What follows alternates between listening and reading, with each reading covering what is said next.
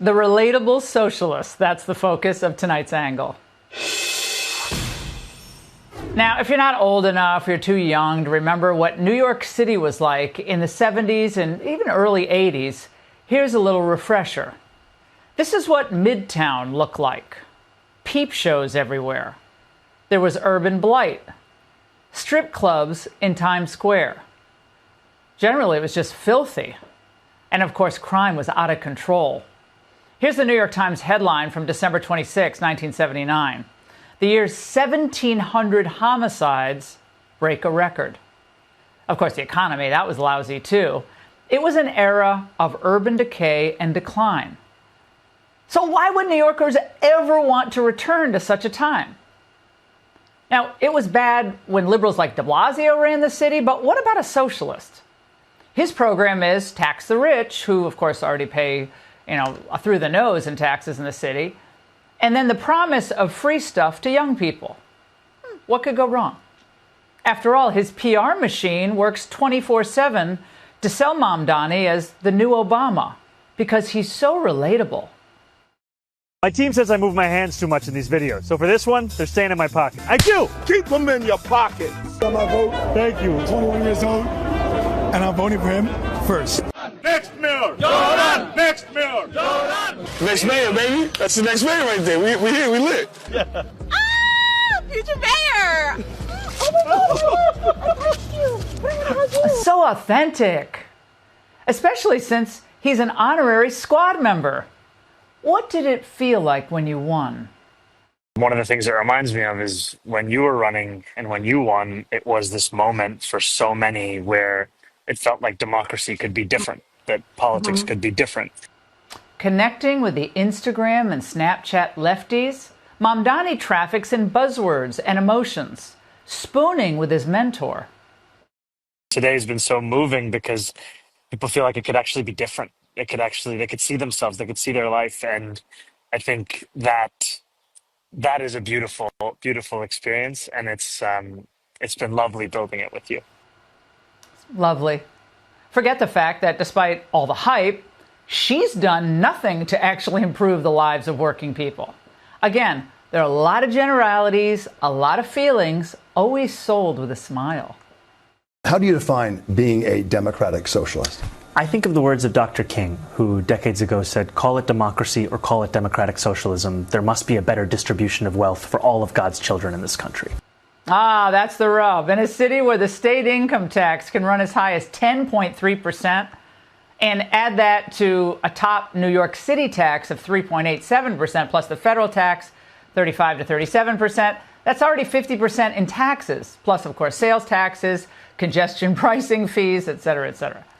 But remember, proposals to soak the rich, they're nothing new, but they always end with the same result. Businesses, families, and talent fleeing. Yet given the Democrats' utter failure to deliver for the middle class, Mamdani's rise is entirely predictable. And he did get this right.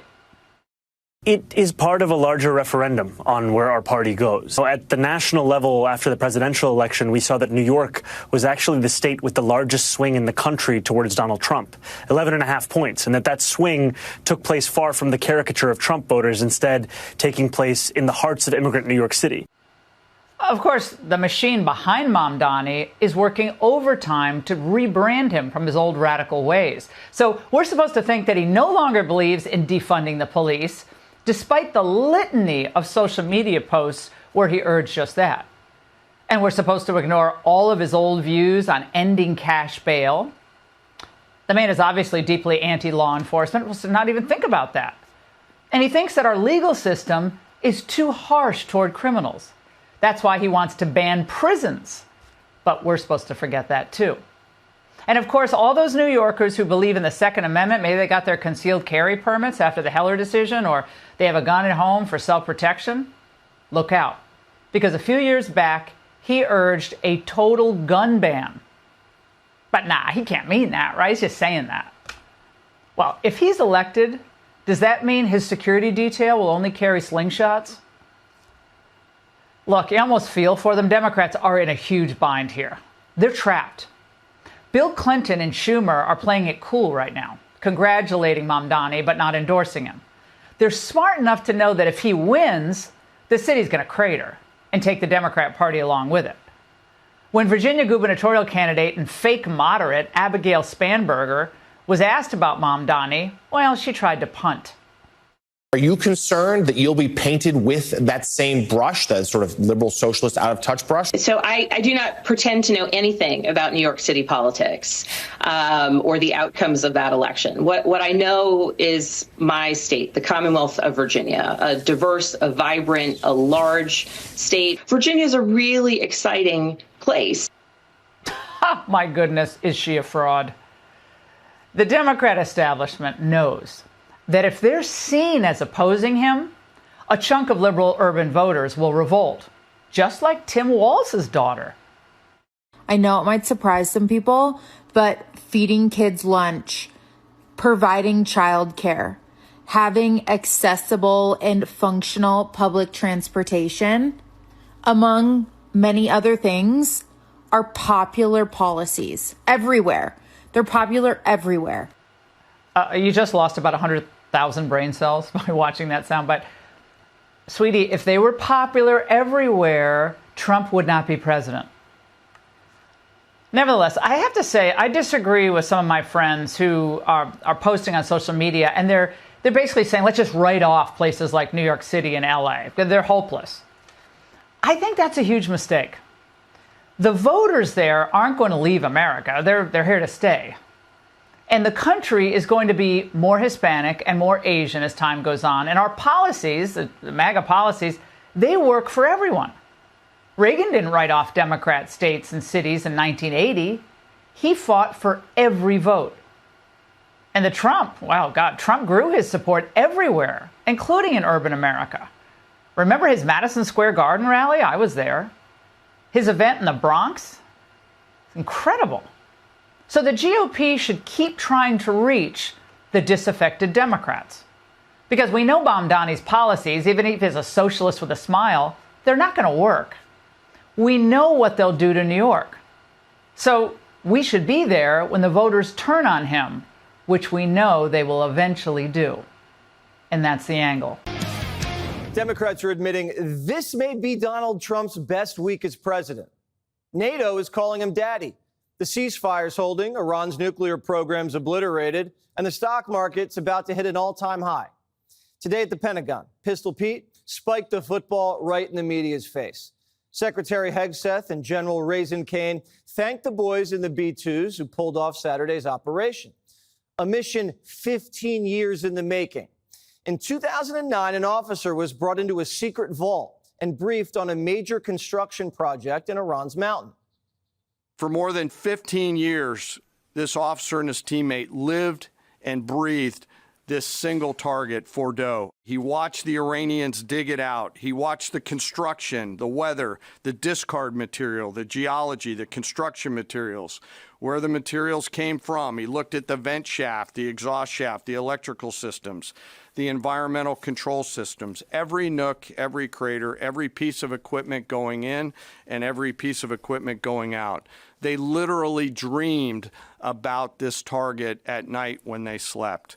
They thought about it driving back and forth to work, and they knew from the very first days what this was for. And along the way, they realized we did not have a weapon that could adequately strike and kill this target.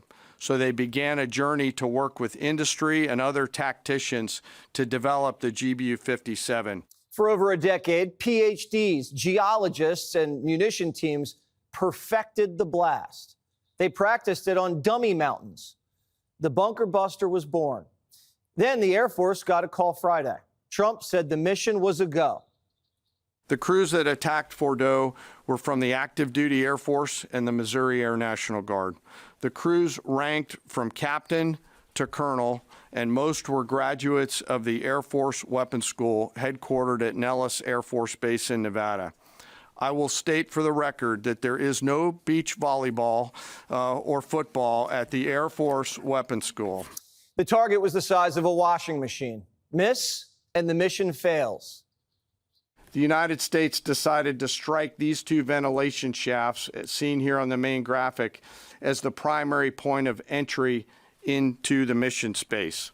In the days preceding the attack against Fordow, the Iranians attempted to cover the shafts with concrete to try to prevent an attack. The cap was forcibly removed by the first weapon, and the main shaft was uncovered.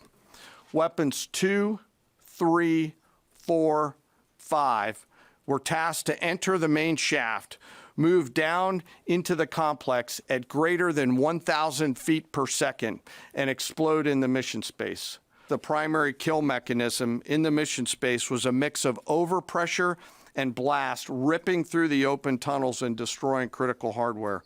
The Pentagon releasing these videos simulating the bomb blast. We dropped 420,000 pounds of these beasts and then threw in 30,000 pounds of tomahawks just for dessert. That kind of firepower, that cavern lab is incinerated. After 6 bullseyes, we knew the regime would retaliate, and they did, lobbing missiles at our largest base in the region, and our soldiers were ready. You know that you're going to have approximately 2 minutes, 120 seconds to either succeed or fail. The sun sets in the west, Iran attacks. As the targets were detected, round after round of Patriot missiles are ejected from their canisters by an initial launch charge. Then the main solid rocket motor ignites. You can feel this in your body if you've ever been around a Patriot taking a shot. And round after round goes out and guides against those missiles coming inbound. We believe that this is the largest single Patriot engagement in U.S. military history. These awesome humans, along with their Qatari brothers and sisters in arms, stood between a salvo of Iranian missiles and the safety of Al Udeid. They are the unsung heroes of the 21st century United States Army. Patriot battery operators were hooting and hollering that night as they intercepted missile after missile from the mullahs. We're so proud of our men and women in uniform. Such courage and such ingenuity. The mission was perfectly executed. The only question is if Iran moved their uranium. The uranium was removed from the facility before the B-2 struck. So I'm not aware of any intelligence that I've reviewed that says things were not where they were supposed to be, moved or otherwise. The International Atomic Energy Agency and the Israeli Atomic Energy Commission both say the American payloads completely destroyed the enrichment facilities and the centrifuges. Iran's even admitting its nuclear sites are toast. Our nuclear installations have been badly damaged, that's for sure, because it has come under repeated attacks by Israeli and American aggressors. The only ones who say Iran's nuke program survived, besides CNN, is the Ayatollah, who came out of hiding and says he slapped us like Bridget Macron. The Islamic Republic dealt a severe slap to the face of America. Besides Iranian Baghdad Bob, CNN couldn't find a single soul to back up their fake story. Oh, and they tried. You could see that the key nodes of a centrifuge program were hit. So the program is severely damaged. I am confident that Iran has suffered a catastrophic blow to its enrichment program. They did it perfectly. So we should have, as kind of Norm said, an expectation that there was significant damage. The reporter who fronted the piece is a known con artist. They call her Nasty Natasha. In 2020, it was Natasha Bertrand who had 51 intelligence analysts falsely lie to her, but she still put it on paper for some reason, that the Hunter Biden laptop story was Russian disinformation. Also, in 2024, Bertrand pushed the suckers and losers hoax. She also pushed the fine people hoax, which was taking the president's words purposely out of context. And so this is a reporter who has been unfortunately used by people who dislike Donald Trump in this government to push fake and false narratives. She should be ashamed of herself. You know it's really bad when Morning Joe won't touch the bunker buster hoax. We also have to be cautious about being played by people inside the intel community. who want to get their message out. That's happened an awful lot. Happened a lot in Iraq. It happened a lot in Afghanistan. So again, that's why waiting to see what happens actually and not drawing too many conclusions makes sense. Jake Tapper says he's just being a journalist and asking questions. Asking questions is literally our job, demanding facts and answers, instead of just taking a president's word for it. Jake just started asking questions when Trump got sworn in. He never asked why Biden's taking the short stairs or why an Alzheimer's doctor is visiting the White House every week. Now, we're not saying you have to believe everything the president says. You don't. But use your head. The Air Force hasn't missed a target since Desert Storm. CNN just spent 48 hours claiming our bombs don't work and Iran's nuke program's intact. Now Tapper's saying, we were just demanding answers. And his next book's going to be called How Trump Destroyed Fordo. Trump says fake news CNN is so disgusting and incompetent, some of the dumbest anchors in the business. Hegseth says they all just have a wicked case of TDS. Because you, and I mean specifically you, the press, specifically you, the press corps, because you cheer against Trump so hard, it's like in your DNA and in your blood to cheer against Trump, because you want him not to be successful so bad, you have to cheer against the efficacy of these strikes. You have to hope maybe they weren't effective. Maybe the way the Trump administration has represented them isn't true. So let's take half-truths, spun information, leaked information, and then spin it.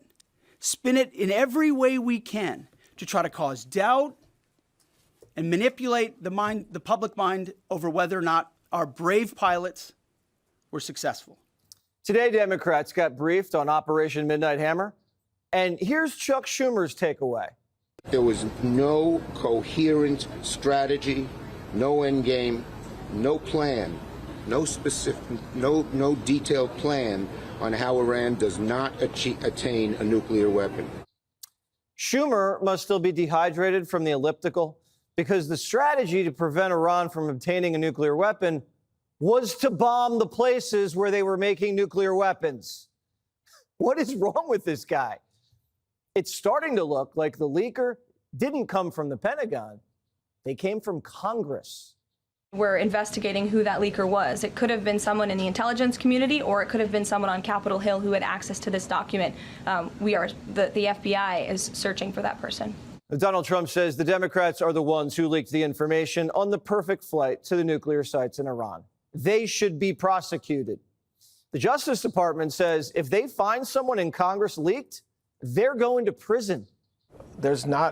I'm not aware of an immunity clause that protects anybody in this country from disclosing classified, top secret, or even higher information to the New York Times. Democrats are now complaining that Trump isn't sharing all of his intel with them. Maybe that's because they keep leaking it. Now, if Trump gave Democrats a heads up on Operation Midnight Hammer, they would have told the Ayatollah. That can't happen. Daddy hates leaks in the House. But first, our top story tonight, a new low for Democrats and the legacy media mob. They don't know what the word shame means. Now, for the past week, many on the left were blatantly rooting against our military, our country. God forbid Donald Trump does something right, we can praise him, and proudly touting a ridiculous claim that the U.S. strikes, I'm talking about the massive 14 bunker buster bombs against Iran's nuclear facilities, were somehow a failure in what has now become an all too predictable pattern. A bogus report designed to make Donald Trump look bad was eagerly and selectively published despite a mountain of red flags, including, quote, low confidence classification. Basically, they looked at a picture from a satellite. That phony story then became the talk of the town in D.C. and the swamp, fueled by obsessive, compulsive, nonstop rage and hatred and coverage by MSDNC, fake news CNN, the New York Times, and virtually every other left-wing, legacy media mob member in the country. And at the center of this hit piece, the usual suspects, including a so-called reporter named Natasha Bertrand. Never really heard of her.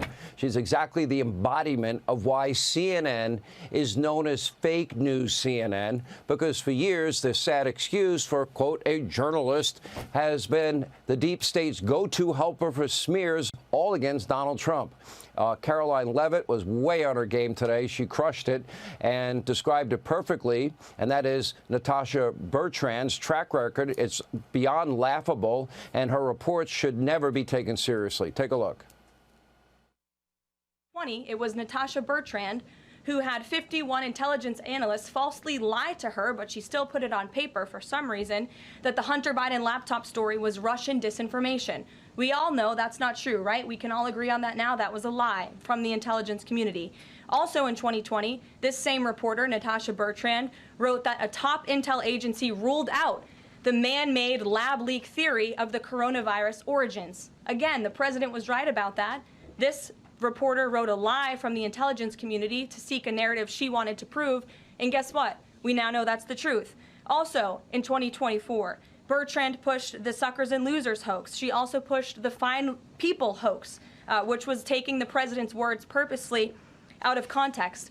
And then last October, and I believe this is notable, Natasha Bertrand published an article in Politico from the intelligence agency. She said that John Ratcliffe was speaking without any evidence when he said Iran was attempting to undermine President Trump's presidential campaign.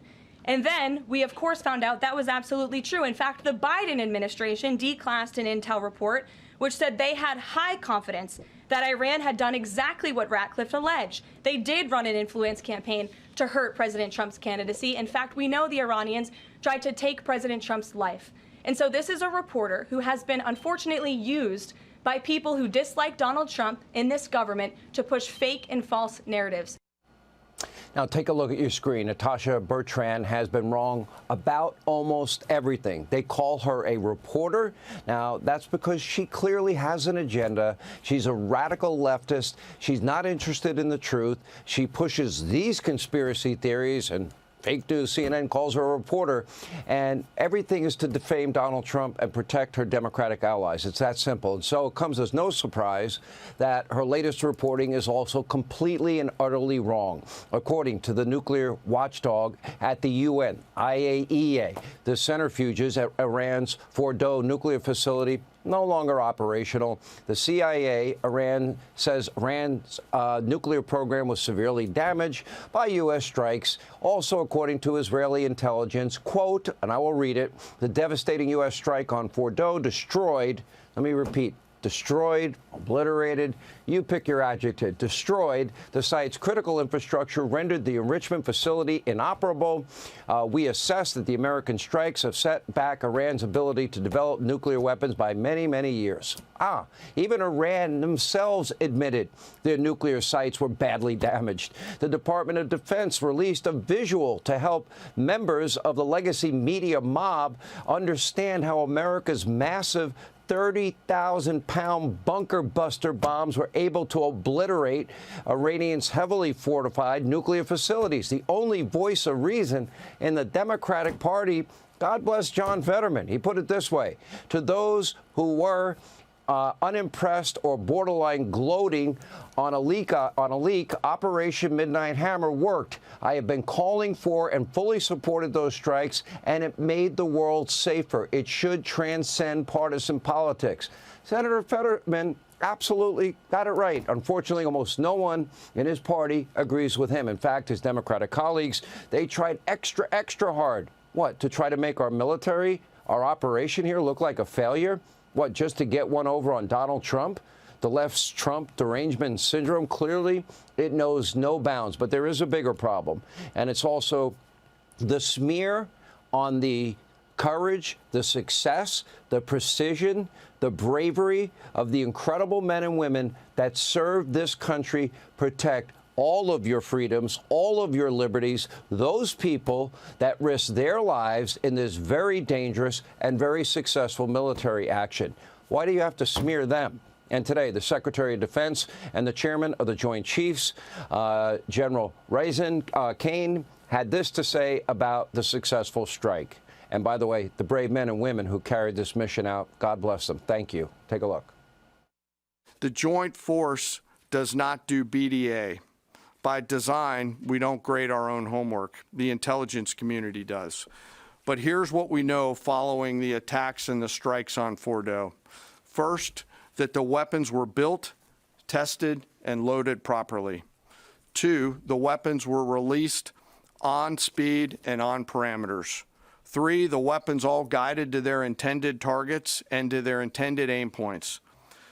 4, the weapons functioned as designed, meaning they exploded. Operation Midnight Hammer was the culmination of those 15 years of incredible work. The air crews, the tanker crews, the weapons crews that built the weapons, the load crews that loaded it. Because you, and I mean specifically you, the press, specifically you, the press corps, because you cheer against Trump so hard, it's like in your DNA and in your blood to cheer against Trump. Because you want him not to be successful so bad, you have to cheer against the efficacy of these strikes.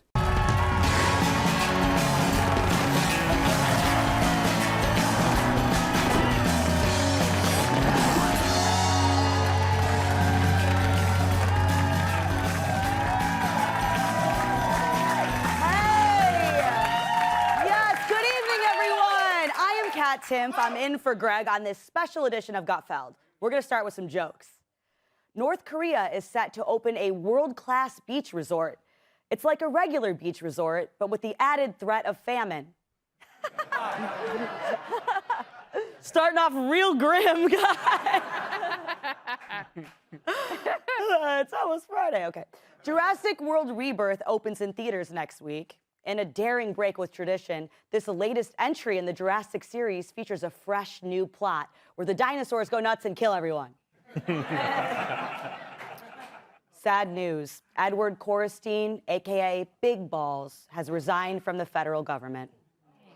He tried to hang in there, but some speculate that he was sacked.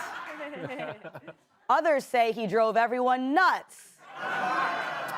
Regardless, he may have been too much to swallow. Don't worry, I'm done. Okay.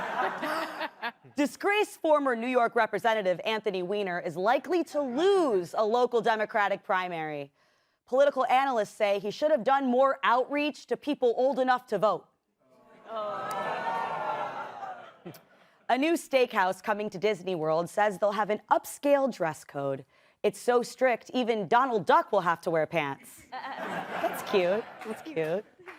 Illinois Governor J.B. Pritzker has announced he'll seek a third term. Great news, said this man.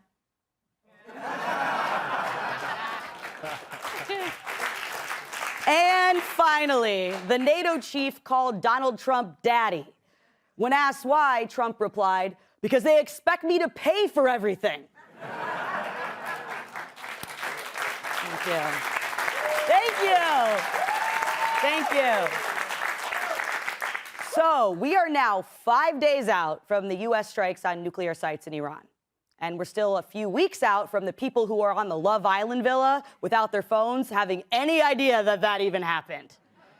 Depriving us of Ace Green's opinions about enriched uranium. So sad. The strikes happened on a Saturday, which, by the way, meant that we here on Gutfeld didn't get any days off of work over it, which Joe Mackey complained about a lot. He said he's having trouble finding time for all the hot babes who want to date him.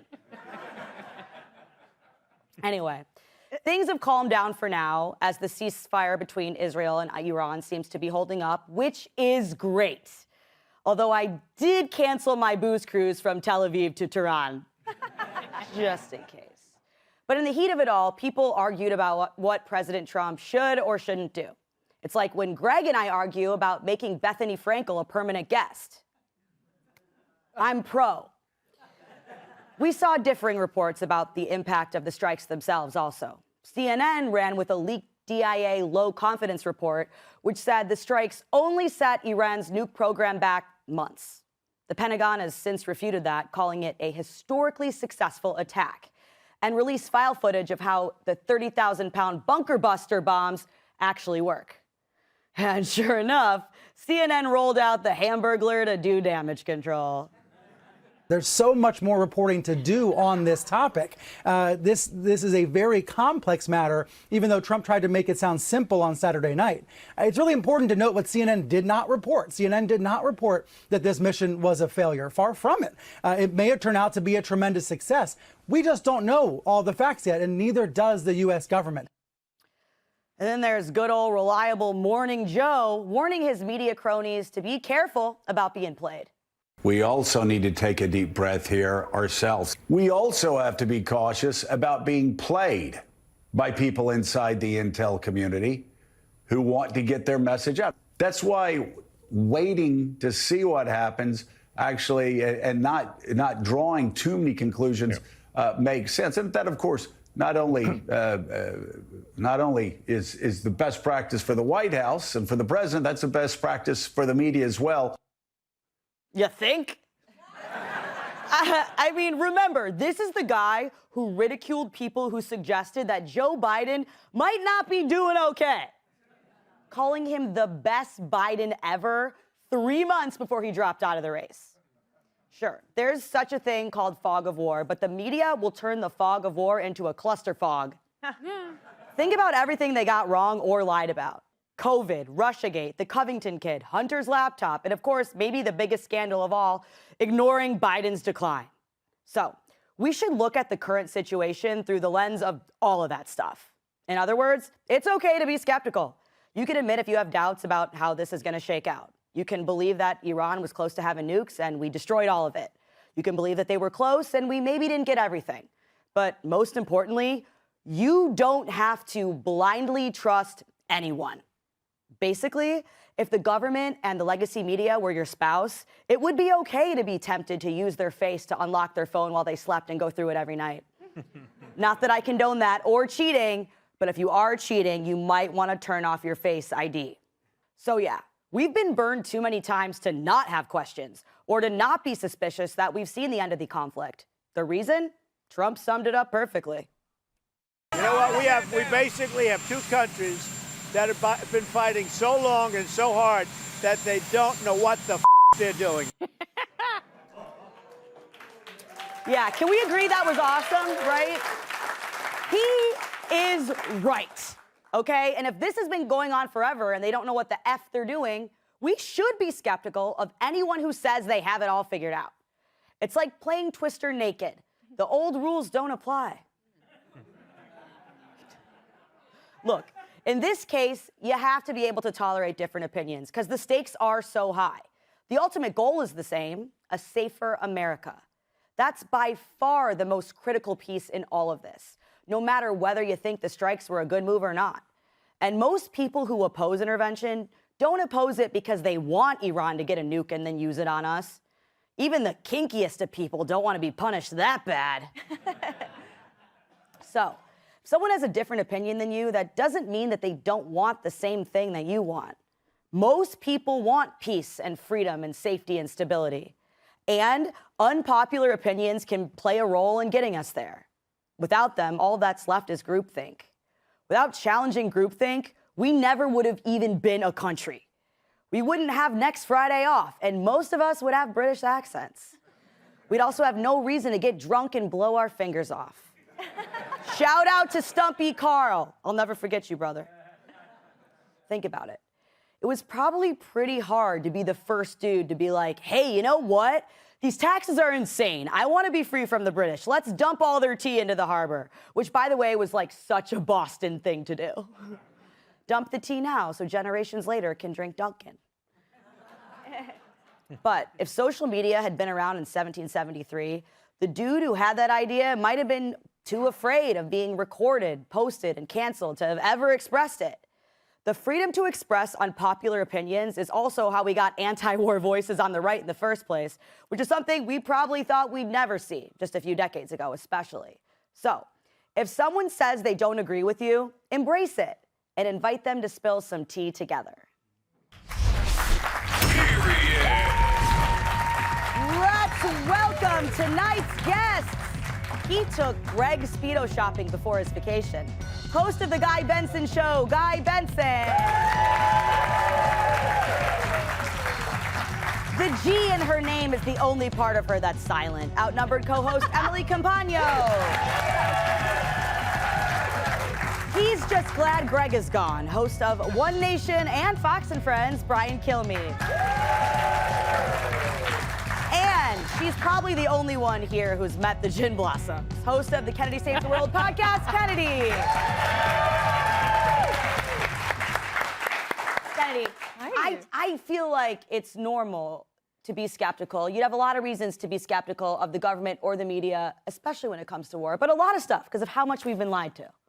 Yes, I mean, what you put together a great list of things, and it's always such an important reminder to show people how the government has completely hoodwinked us.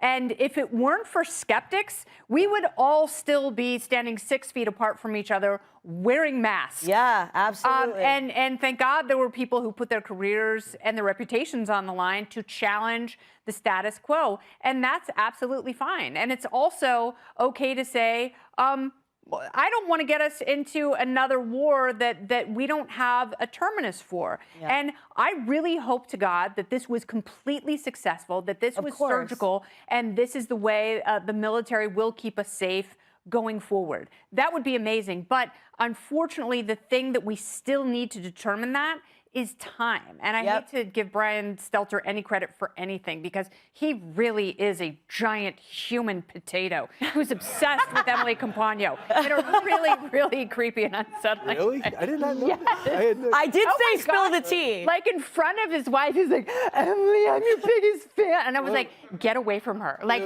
you are literally 2 inches and a half a glass of Chardonnay away from humping her leg. Wow. So, you never get to hear these stories on your shows, Kilmeade. Right, now. But the point is, like, yes, we still do need time, and it is okay to have faith in the military, and it's also okay to question the security apparatus of this country because in the past, they have spied on us and they have lied to us. So hope for the best, but always be skeptical of what could be the worst. I agree, yes. Thank you. Thank you. I agree. Emily, you said in the green room that you have an unpopular opinion that you feel really strongly about. Yes, and I'm going to say it. Okay. That on the airplane, God. First of all, I am in the window seat, and the shade is up. The shade remains up. I don't care what time of day it is. No. Especially during the day. You monster! So I can see out. I have to be able to look out the window. That's the whole point. Literally, and by the way, the symbol, if I am sleeping and I have an eye mask on my face while I'm sleeping in the window seat with the shade up, that is not an invitation for someone to reach over and shut the shade, which has happened to me before, because when I wake up, I'm like, the whole point is the mask is the shade. The actual shade I need to see out. So you sit on the plane with the window open and a mask on your own face. Totally. Because it's otherwise like a floating coffin. I have to be able to see out. Everyone who has no cares in the world when the whole thing is dark and you're just like in a submarine, that to me is the most frightening experience ever. Shade up unequivocally, and that's why I get the window seat. And if anyone asks, can you please shut it? I say no. Guess what? Wow. No. How about no? Oh. Maybe a little. Whoa. Very unpopular, I'm in a room full of monsters. Resist. Guy, do you have one? Yeah, so first of all, you disgust me. So this is a true story. About 10 years ago, I had my book out with Mary Catherine Ham, and we hung out with a CNN personality. Okay. And we'd had a few drinks, and this person suggested, let's go around the group and admit our unpopular opinions that we would never say publicly. I'm like, I don't know you, I don't trust you. I'm definitely not going to tell you my secret opinions. So I sort of finessed it. We went around the circle, and this person went last and kind of looks around furtively and then says, I watch your network way more than my own network. And I immediately go, Wolf Blitzer, how dare you? No, I shot right back immediately. Yeah, so does the whole country. Right? So that is a popular opinion, actually. Yeah. And it was, I will say for the record, it was not Stelter. Yeah. It is, and also it's just the production value alone. I mean, He just watches Emily's reels on Instagram. That's all he watches. You can share an unpopular opinion, or you can talk about war and bombs. I choose war and bombs. Thank you. So I would say that I'm going to take a little bit what you were saying. You know, you're a right to question, you're right to do this, and you can have all the questions you want, and you could want for the best. A couple of things. When it comes to Iran, the nuclear weapons are part of it, probably the most serious. But for 46 years, they've been trying to say, we hate you, we will kill you whenever we see you. And 600 during Iraq, the hostages in 1979, they really haven't stopped. This is the first time we say we're getting tired of it. And by the way, we happen to have the bigger military and the better intelligence. What I think the other thing is, it's underappreciated, but to build on the CNN point, is the story. You can say a legitimate intelligence service, by looking at pictures, nobody on the ground, said that nothing was really hurt, even though they can't see 600 feet in the ground, and the centrifuges are fine. That's fine, if you want to say it, but you should also be honest and say it's under low confidence, and this is the first take. But instead, for CNN, where Brian Stelter used to work, does he still work there? He was hired back. Early U.S. intelligence suggests strikes on Iran did not destroy the nuclear sites. And then the whole thing is about how hard they worked and what they did and how it was totally ineffective. And it was just like the Trump derangement syndrome through the intelligence. And everyone who says that Donald Trump is paranoid and he fired too many people and he keeps his circle too small, this is why. Because the minute it gets big, they go out of their way to whatever he does, find a way to undermine him. And then he spends a whole day trying to say that this is not the gold standard. I've got to say that was a well thought out answer, but someone's probably just going to clip you saying, I choose war and bombs. And put I know. Thank you. All right. All right. Before we go, come see me in Nebraska, July 12th and 13th. That is the only show I booked before I was diagnosed with cancer and my world turned upside down. So there's more to come soon, though. But right now, it's just Nebraska, baby. So I'm going to really go all out in Nebraska. We're going to have a great time, Nebraska. Get tickets now at therealkattimpf.com while they last. Hey, Sean Hannity here. Hey, click here to subscribe to Fox News YouTube page and catch our hottest interviews and most compelling analysis. You will not get it anywhere else.